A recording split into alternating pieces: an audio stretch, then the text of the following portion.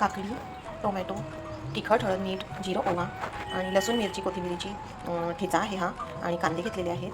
तुम्हाला वरून मिरची पाहिजे असेल तर बारीक चिरलेली मिरची पण तुम्ही टाकू शकता. मी याच्यामध्ये मिरची आणि हिरवं लसूण होतं माझ्याकडे पातीचं, त्याचा ठेचा केलेला होता. तर ते सर्व साहित्य मी घेतलेलं आहे.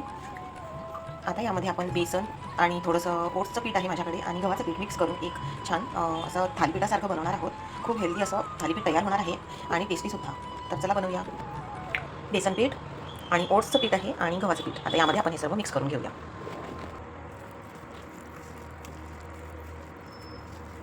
एकीकडे तावा ठेवलेला आहे गरम तापवायला.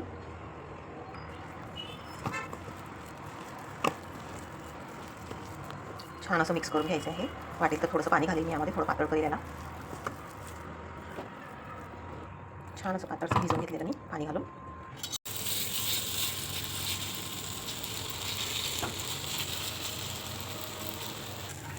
हे बघा, खूप छान असं मी हे केलेलं आहे. याच्यावर थोडंसं तेल घालते. थोडंसं तेल घालूया काठांवर आणि खूप छान असं तयार होईल. वेट लॉससाठी पण खूप छान आहे.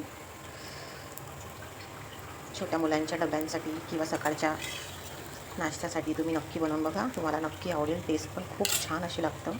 हिरवं लसूण आणि कांद्याची पात या सर्व गोष्टी आपण यामध्ये ॲड करू शकता. आणि नक्की असं नाश्त्यामध्ये तुम्ही तुमच्या ॲड करा आणि बघा आणि मला नक्की कळवा. आणि माझ्या चॅनलला लाईक आणि सबस्क्राईब करायला विसरू नका. त्याला शिजायला काही शिजलेलं आहे. तुम्हाला वाटल्यास तूप किंवा बटर असं घालून पण खाऊ शकता. खूप छान लागतं. तर चला मग करून बघा. बाय.